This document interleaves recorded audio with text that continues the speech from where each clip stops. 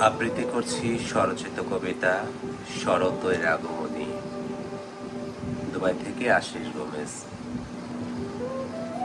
পাখির সুমিষ্ট কলরবে ভরে যায় মন, বাংলার বুকে শরতের হলো আগমন।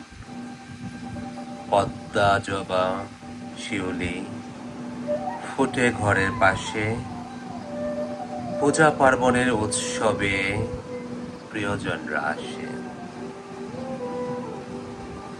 বনে বনে কাশফুল ছড়ায় স্নিগ্ধতা, ভালোবাসবো সবাইকে রবে একতা। শরতের শুভ্রতা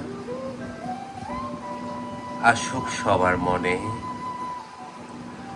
দূর হবে সহিংসতা, শান্তির বার্তা আনে।